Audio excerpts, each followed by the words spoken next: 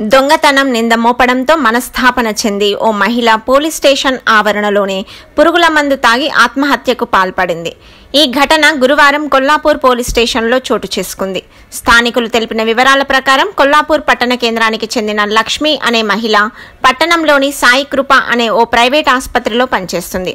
కాగా గతేడాది అదే క్లినిక్లో జరిగిన దొంగతనం కేసు విషయంలో పోలీసులు మళ్లీ తనను విచారణకు పిలవడంతో మనస్తాపం చెందిన ఆ మహిళ పోలీస్ స్టేషన్ ఆవరణలోనే పురుగుల మందు తాగి ఆత్మహత్యకు పాల్పడింది. విషయాన్ని గమనించిన స్థానికులు ఆసుపత్రికి తరలించేలోపే పరిస్థితి విషమించి మార్గమధ్యలోనే మృతి చెందినట్లు వైద్యులు తెలిపారు. దీనిపై కొల్లాపూర్ సిఐ మహేష్ వివరణ కోరగా దొంగతనం కేసులో విచారణ కొరకు పిలిపించడం జరిగింది అని అన్నారు. చనిపోవాల్సిన అవసరం వచ్చింది. లక్ష్మి పైన వాళ్ళ సార్ కొండ శ్రీనివాసులు సారు లేనిపోని చీటింగ్ చేసి. ఎవరు కొండ శ్రీనివాసులు? ఎవరు కొండ శ్రీనివాసులు అంటే ఆమె పనిచేసే హాస్పిటల్లో డాక్టర్. ఆ డాక్టర్ సార్ దగ్గరనే పనిచేస్తుంది. హాస్పిటల్ పేరు శ్రీ సాయి కృప హాస్పిటల్. ఓకే, చెప్పు. అయితే ఆమె దగ్గరనే పనిచేస్తున్న కొద్ది కాలం వరకు మంచిగానే ఉన్నారు.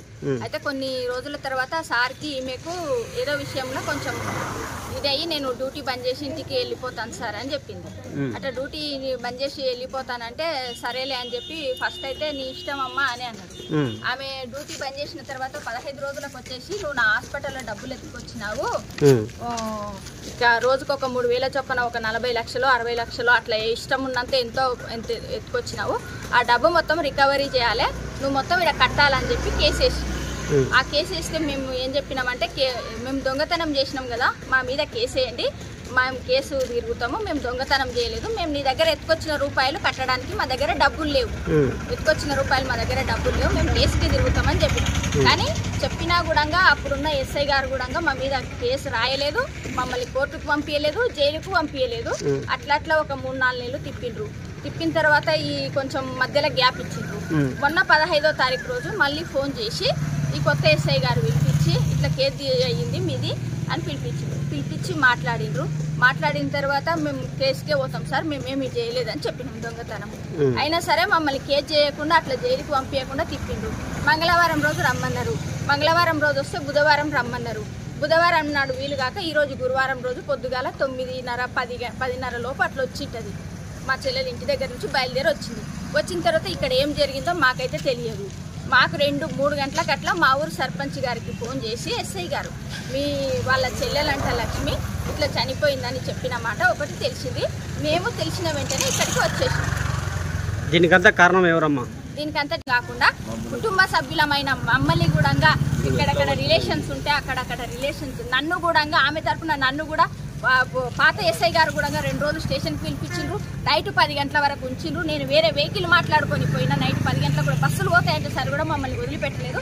కావాలంటే మేము 9వ సంవత్సరం కింద కేసు ఫైల్ అయినప్పుడు 15వ తారీఖు నాడు చేసుకుంటాం. పోయినసారి బాల వెంకటరమణ అనే ఎస్ఐ కూడా మమ్మల్ని ఇబ్బంది పెట్టిండు. తర్వాత కొన్ని రోజులు బంద్ చేసిండ్రు.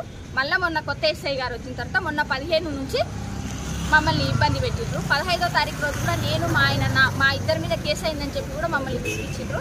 వచ్చినాము. మా ఇంటికి కూడా ఒక ప్రైవేట్ వెహికల్ తీసుకొని పంపించిండ్రు. లేడీ కానిస్టేబుల్ నుంచి పంపించిండ్రు. అది వాళ్ళ సొంత పోలీసుల వెహికల్ కూడా కాదు, ప్రైవేట్ వెహికల్ వాళ్ళు. ఈ 15వ తారీఖు నుంచి ఒకటే ఫోన్లు చేసి ఆ కానిస్టేబుల్ ఎవరు నిరంజన్ నాయక్ ఆయన అనేవాడు ఫోన్లు చేయడము, ఇబ్బంది పెట్టడం, నన్ను ఇబ్బంది పెట్టడం, ఆమెను ఇబ్బంది పెట్టడం, వీడికి రావాలి రాకపోతే అది చేస్తాం ఇది చేస్తామని బెదిరించుడు. ఆ టెన్షన్కు ఆ పాప ఒక్కతే వచ్చి ఇట్లా అయిపోయింది,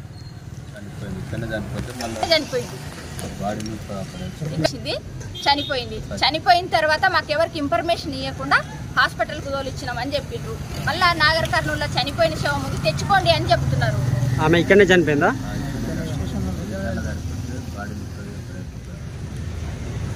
ఆమె ఇక్కడనే చనిపోయిందమ్మా?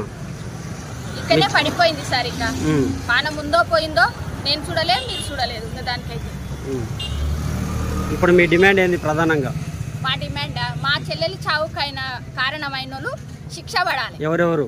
ఆ ఎస్ఐ గారు, డాక్టర్ గారు, కానిస్టేబుల్. పాత ఎస్ఐ కూడా ఉన్నాడు ఇందులో? పాత ఎస్ఐ కూడా ఉన్నాడు. ఆయన పేరు బాల వెంకటరమణ. కొండ శ్రీనివాసులు అనే డాక్టర్ గారు. ఇంతకుముందుకు కొండ శ్రీనివాసు మీ చెల్లెలి మధ్యలో అంటే ఆమె ఫస్ట్ ఆడ ఉద్యోగం ఎట్లా పొందింది, ఆ మధ్యలో ఏమైనా జరిగిందా? ఆమె ఉద్యోగం పొందడానికి కూడా అక్కడ ఆయన జీతం ఇవ్వడానికి కూడా ఆయనే కారణం. ఆయన చేసిన ట్రీట్మెంట్ వల్ల ఆమె కొంత ఆరోగ్యపరంగా నష్టపోయింది. బయట ఏ విధమైన పని చేసుకోలేని పరిస్థితిలో ఆమె ఆరోగ్యం క్షీణించి చెప్పలేక బయట పని చేయలేక ఒక 3,000 జీతం ఇస్తాను, నా దగ్గరనే ఉండండి అని చెప్పి ఒక 3,000 జీతం ఇచ్చిండు. రూమ్ కిరాయి కట్టుకోలేను సార్, నేను కొల్లాపూర్లో వనపర్తి వెల్టూరు నుంచి అప్పుడు బస్సు కదన్నా, ఆ ఛార్జీలకు కూడా సరిపోతలేవు మీరు ఇచ్చే 3,000 అంటే ఆయన్నే సొంతంగా ఒక రూమ్ ఇచ్చి కూడా ఒక సంవత్సరం పాటు ఆయన్నే ఉంచుకున్నాడు. అట్లా 3,000 ఇచ్చి ఇప్పటి వరకు మొన్నటి వరకు ఉంచుకున్నాడు అట్లని. అయితే ఇష్యూ జరిగినప్పుడు మాత్రం నేను బయటికి వెళ్ళిపోతాను సార్ అంటే, నువ్వు బయటికి వెళ్ళిపోతే బాగుండదు, మీరు ఇట్లాంటి ఇష్యూస్ పెట్టొద్దు, నేను నీ వల్ల నేను ఆరోగ్యం నష్టపోయినా అదంతా నేను బయట చెప్తా అనే వరకు ఆ విషయం గురించి ఈమె ఎక్కడ బయటేస్తుందో, నా పేరు ఎక్కడ బదనాం చేస్తుందో, నా హాస్పిటల్ ఎక్కడ మూత పడుతుందో అన్న దురుద్దేశంతో మా చెల్లెల మీద ఇట్లాంటి తప్పుడు కేసులు పెట్టి ఆమెను తిప్పి కేసు కాకుండా కోర్టుకు పోకుండా ఎక్కడ పంపించకుండా తిప్పి ఇట్లా ఈ చావుకు కారణం అయింది ఆయన్ని. దీని మీద ఏం చెప్తున్నారు ఇప్పుడు మీరు? మాకు న్యాయం కావాలి.